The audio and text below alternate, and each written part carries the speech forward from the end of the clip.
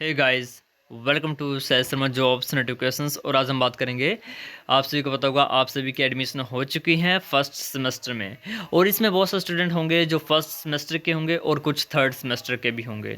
ठीक है, तो आपके लिए काफ़ी इन्फॉर्मेटिव ये वीडियो होने वाली है और नेक्स्ट जितने भी वीडियो है आपके लिए काफ़ी सभी इंपॉर्टेंट होने वाली हैं। इस वीडियो में मैं आपको एक इंट्रोडक्शन दूंगा और आपके लिए या लाइफ चेंजिंग आपके लिए होने वाला है। देखो, आप सभी को बता दूं, मैं आपका सभी का एक मोटिव था एमएससी। ठीक है, जो फर्स्ट सेमेस्टर वाले उनको उनकी बात कर रहा हूँ सबसे पहले मैम। आपका एक मोटिव था कि आपको एमएससी में एडमिशन लेनी है और आप सभी की एडमिशन हो चुकी हुई। कई बच्चों की यूनिवर्सिटी में हो चुकी है, कई बच्चों की पंजाब यूनिवर्सिटी में हो चुकी है, कई बच्चों की जेएनडीयू में हो चुकी है और कुछ बच्चों को कॉलेजेस में एडमिशन हो चुकी है। कुछ ऐसे बच्चे होंगे जिन्होंने प्राइवेट कॉलेजेस को भी लिया होगा। जो आपकी मर्जी, आपको बस एक ही मोटिव था कि आपको एमएससी में एनरोल होना था, तो आप हो चुके हो। ये मैटर नहीं करता कि आप किस यूनिवर्सिटी से पढ़ रहे हो, किस किस कॉलेज से पढ़ रहे हो। ये आपका लास्ट में कुछ भी मायने नहीं रखेगा। आपका बस ये मायने रखेगा कि आपके पास एमएससी की डिग्री है या नहीं है। ओके, अब रहती है बात आपकी तैयारी की। तो देखो, आप सभी को पता होगा लाइफ साइंसेज जो आपका कोर्स है, इसमें कोई भी जॉब अपॉर्चुनिटी आपको नहीं देखने की मिलेगी। जैसे आप चाहते हो कि आपको कोई कंपनी मिल जाए, कोई कंपनी आपको हायर कर रहे, तो ऐसा कोई भी आपके पास जॉब अपॉर्चुनिटी नहीं है। आपके पास एक बेस्ट अपॉर्चुनिटी है और सबसे बेस्ट मैं बोल रहा हूँ, वो है CSIR नेट। और देखो, CSIR नेट से आपके पास दो तरीके से आप इसको हम सोच सकते हैं कि अपॉर्चुनिटी हम मान सकते हैं। एक तो है आपका JRF और एक होता है आपका सिंपल नेट।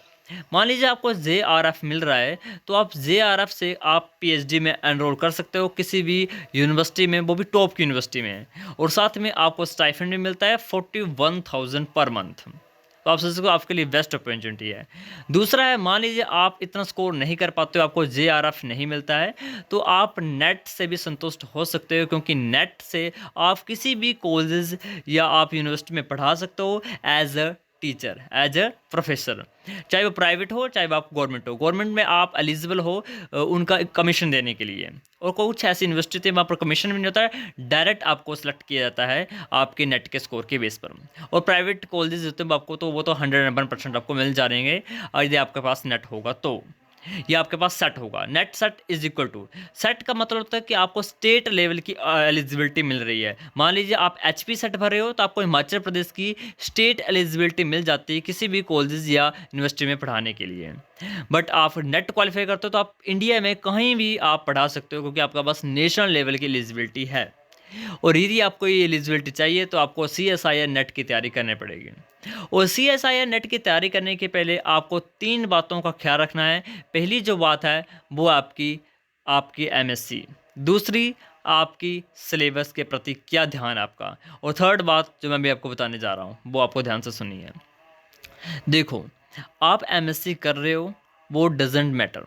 ये कोई मायने नहीं रखेगा लास्ट में कि आपका MSc में कितना स्कोर है। आपने 95 स्कोर किया है, 99 स्कोर किया है, ठीक है, यानी परसेंटेज की मैं बात कर रहा हूँ, ये कुछ भी मायने नहीं करेगा। लास्ट सेमेस्टर में आपके पास ये होगा कि आपके पास नेट क्वालिफाई है या नहीं है।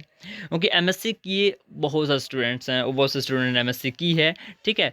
तो MSc वालों को कोई भी आगे जाके कोई भी हम बोल एक्स्ट्रा अपॉर्चुनिटी नहीं है कि उनको जॉब वगैरह या कुछ मिलेगी। तो आपके पास नेट या सेट या आपके पास JRF होना चाहिए। तो ये क्वालिफाई करने के लिए आपको आज से तैयारी करनी पड़ेगी, जो फर्स्ट सेमेस्टर के स्टूडेंट हैं। और जो ऐसे स्टूडेंट हैं जो थर्ड सेमेस्टर में पहुंच चुके हैं, आई थिंक जो मेरे जूनियर हैं, ठीक है, वो उनको करना क्या है, उनको तैयारी बहुत ज़्यादा करनी है, बहुत ज़्यादा उनके लिए। तो दोनों के लिए स्ट्रेटेजी मैं बताऊंगा आपको, फर्स्ट सेमेस्टर और थर्ड सेमेस्टर के लिए, और क्या गलतीज आपको नहीं करनी है। ठीक है, क्या गलती आपको नहीं करनी है। तो पहले हम फर्स्ट सेमेस्टर, थर्ड सेमेस्टर और गलतियों के बारे में डिस्कस करेंगे, उसके बाद हम सिलेबस की बात करेंगे, और उसके बाद मेरा क्या आपका टारगेट है कि मैं आपको क्या करवाऊंगा, कैसे आपको तैयारी करनी है, उसके बारे में डिस्कस करेंगे। तो 3 चीज़ों में हम स्कोप है। पहला, फर्स्ट सेमेस्टर के स्टूडेंट। तो फर्स्ट सेमेस्टर के स्टूडेंट्स को करना क्या है, उनको सिंपली MSc की तरफ ध्यान देने की आपको कोई ज़रूरत नहीं है। ऐसा मैं क्यों बोल रहा हूँ? देखो, आपके जो स्टार्टिंग के जो सब्जेक्ट हैं वो काफ़ी इन्फॉर्मेटिव है, जैसे यानी आपका सेल एंड मॉलिक्यूलर बायोलॉजी, दूसरा है आपका बायोकेमिस्ट्री, तीसरा है आपकी taxonomy in case of zoology, and fourth आपका टूल एंड टेक्निक्स। ये जो 4 बुकें हैं ये मोस्ट इंपॉर्टेंट हैं, और इनसे मैक्सिमम CSIR क्वेश्चन पूछता है, मैक्सिमम। जो 2 यूनिटें हैं, एक आपका सेल एंड मॉलिक्यूलर बायोलॉजी और दूसरी आपकी है बायोकेमिस्ट्री, उससे तो मैक्सिमम क्वेश्चन आते हैं। तो आपको ये नहीं सोचना कि आपको एमएससी के लेवल का पढ़ना है। एमएससी के लेवल का पढ़ना और सीएसआईआर के लेवल का पढ़ना बहुत ज़्यादा डिफरेंस है। एमएससी के लेवल में आप बस एक ओवरव्यू पढ़ोगे और आप पेपर लेवल का पढ़ोगे कि आपने पेपर में क्या लिखना है।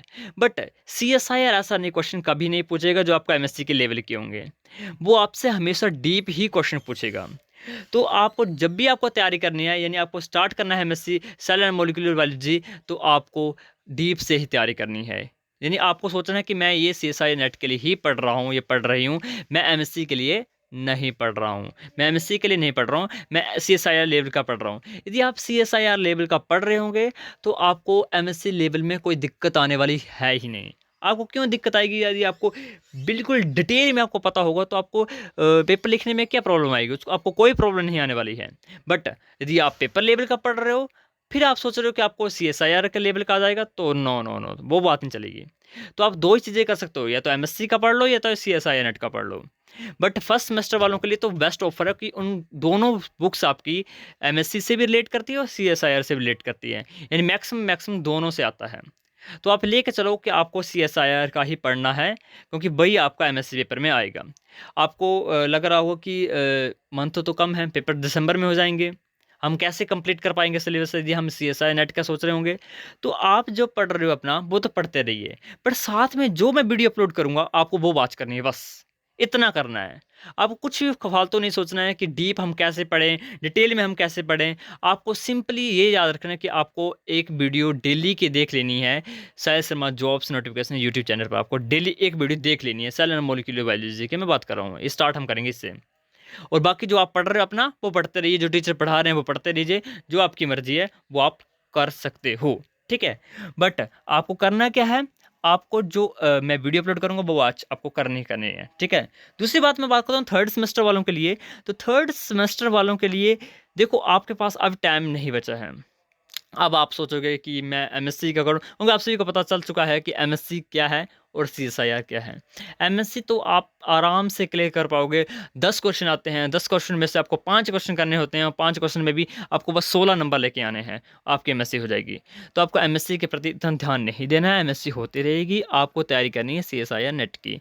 और इसके लिए आपको स्टार्ट से जो आपको आपने पढ़ा हुआ है, सेल एंड मॉलिक्यूलर आपने पढ़ी हुई है, वही मैं आपको स्टार्ट करूंगा, यानी सेल एंड मॉलिक्यूलर बायोलॉजी ही मैं स्टार्ट करूंगा। स्टार्टिंग में आपको आपने पढ़ी भी है, आपके लिए काफ़ी अपॉर्चुनिटी है कि आपको याद भी होगा, थोड़ा बहुत आपको पता जरूर होगा।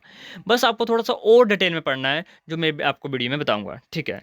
तो ये दोनों के लिए स्ट्रैटेजी बता दी मैंने, करना क्या है। अब एक बार हम सिलेबस की तरफ चलते हैं। तो ये सीएसआईआर का ऑफिशियल सिलेबस है। पहला जो आपका टॉपिक है वो है molecules and their interaction relevant to the biology, ये होती है बायोकेमिस्ट्री। दूसरा है सेलुलर ऑर्गेनाइजेशन, ओके, इसमें सेल स्ट्रक्चर के बारे में होता है। थर्ड है फंडामेंटल प्रोसेसेस है, इसमें आपके आपने पढ़ा होगा रेप्लिकेशंस, ट्रांसक्रिप्शन, ट्रांसलेशंस वगैरह वगैरह वो आएंगे इसमें। Cell communications and cell signalling, ये आपका मोस्ट इंपॉर्टेंट टॉपिक है। और ये टॉपिक और सेलुलर ऑर्गेनाइजेशन ये कंबाइंड आपका सेल एंड मॉलिक्यूलर बायोलॉजी के अंदर।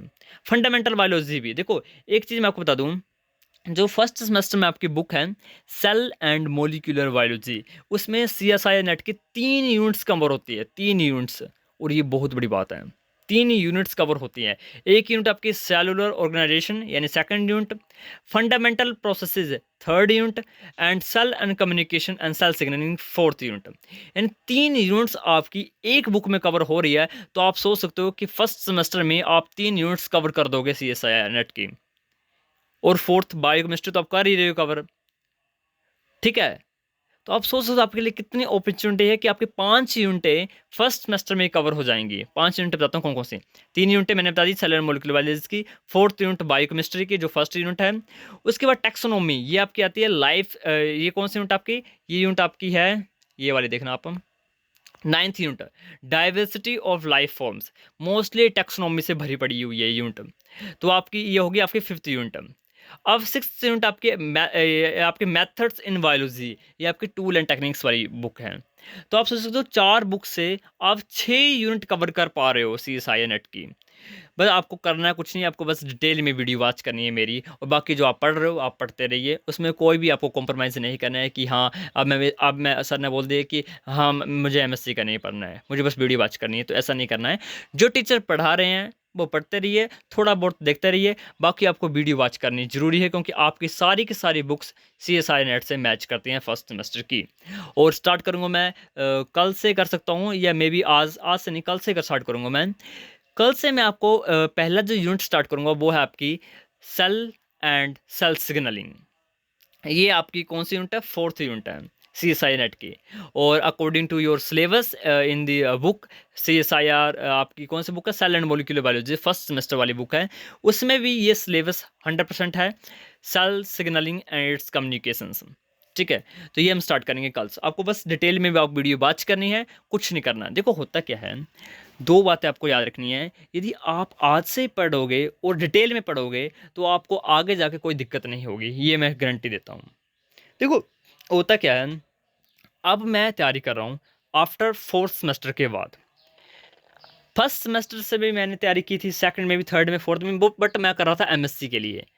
और ओके ओके, अब मैं सोच रहा हूँ कि हाँ, अब मैं सी सारी कर रहा हूँ, तो ये मेरे लिए बैकलॉग होगा, क्योंकि मेरे लिए तो ये बेकार चीज़ है, बेकार डिसीजन मैंने लिया था। उस टाइम मैं नहीं पढ़ा, शायद मैं उस टाइम फर्स्ट सेमेस्टर से ही मैं सी एस आई नेट की तैयारी करता तो मे भी आज क्लियर होता। बट अभी मैं एक्सपीरियंस से बोल सकता हूँ मैं कि आपको करना क्या है, आपको फर्स्ट सेमेस्टर से ही तैयारी करनी है, और लास्ट सेमेस्टर में आते आते आपका नेट क्लियर होगा, ये गारंटी की बात है। तो मैं गारंटी देता हूँ कि आपका क्लियर होगा यदि आप फर्स्ट सेमेस्टर से तैयारी करते हो। बट देखो होता क्या है, जैसे आप सोच रहे हो कि हाँ मुझे एमएससी में एडमिशन मिलेगी है, मैं एमएससी के लिए बेस्ट दूंगा अपना। हमने भी ये सोचा था 2022 में कि हम एमएससी के लिए अपना बेस्ट देंगे, और बेस्ट दिया, वो तो अलग बात है। बट उसका कोई भी मतलब नहीं रह जाता है कि लास्ट में कि हाँ, एमएससी में आपके कितने परसेंटेज आते हैं। आपके 55% होने चाहिए, दैट डजंट मैटर। इतना है आपका पास तो सफिशेंट है। बस आपके पास ये रहता है कि आपने तैयारी की थी या नहीं की थी। तो ये तो मेरी गलती थी, बट मैं ये नहीं चाहता कि आगे जाके आपको भी ये गलती गुजरना पड़े कि हाँ, हमने एमएससी की तैयारी करते एमएससी करते रहे और हमने नेट की तरफ ध्यान ही नहीं दिया। आपको ध्यान जस्ट अभी से दे देना है कि आपको कैसे अटेम्प्ट करना है, कैसे तैयारी करनी है, क्या स्ट्रेटजी अपनानी है। ओके, तो आपको सिंपल कुछ नहीं करना है, मैंने आपको बता दिया। आपको बस डेली वीडियो वॉच करनी है। Cell and molecular biology start होगी कल से, और आपको सिंपली बस वो क्वेश्चन क्या करने हैं, डेली प्रैक्टिस करने हैं, जो मैं आपको क्वेश्चन करवाऊंगा, और साथ में जो मैं टॉपिक करवाऊंगा वो तो आपको याद करने ही पड़ेंगे। नोट्स बनाना चाहते हो तो बना सकते हो, बाकी नोट्स में आपको डायरेक्ट ग्रुप में आपको भेज दूंगा, आपको ग्रुप ज्वाइन कर लेना है। दूसरी बात, क्या हम सीएसआई नेट दे सकते हैं फर्स्ट सेमेस्टर से? तो यस, तो ऐसी कोई बात नहीं है। 2019 या 2020 तक एक रूल था कि यदि आप थर्ड सेमेस्टर में होंगे तभी आप अप्लाई कर पाओगे और तभी आप सीएसआई नेट दे पाओगे, बट अभी के लिए ऐसा कुछ नहीं है, कोई रूल ऐसा नहीं है। 2021 या 22 से ये रूल लगा है कि आप एमएससी के लिए एनरोल हो चुके हो तो आप एलिजिबल हो अप्लाई करने के लिए। यदि आप फर्स्ट सेमेस्टर में हो तो आप अप्लाई कर सकते हो, और यदि आपका मान लो गलती से भी, वैसे होता नहीं है क्योंकि आप तैयारी वेल एंड गुड करोगे तभी जाके आपका फर्स्ट सेमेस्टर में जेआरएफ क्लियर होता है। मान लीजिए हो जाता है जेआरएफ क्लियर आपका, तो आपके पास 2 साल दिए जाते हैं आपके एमएससी कंप्लीट करने को। मान लीजिए आपने अभी कौन सा चला हुआ है, ये चला हुआ आपका अगस्त 2024, आपने दिसंबर वाला अटेम्प्ट दिया और आपका क्लियर हो जाता है जेआरएफ दिसंबर 2024, तो आपको 2026 तक मौका दिया जाएगा आपको अपना एमएससी कंप्लीट करने के लिए। अगर यदि आपने कंप्लीट कर ली तो आपको 2026 में सर्टिफिकेट दे दी जाएगा। अब देखो 2 साल आपके पास दिए हैं और 2 साल में आपकी एमएससी हो भी जाएगी, तो ये तो श्योर है कि आपको सर्टिफिकेट मिल जाएगा, उसके टेंशन मत लो। यदि आप फर्स्ट सेमेस्टर में भी क्लियर कर पाते हो तो भी, तो एलिजिबल हो, अप्लाई कर सकते हो। बाकी तैयारी करते रहना, स्टार्ट करते हैं हम कल से। Bye bye, thank you and have a nice day.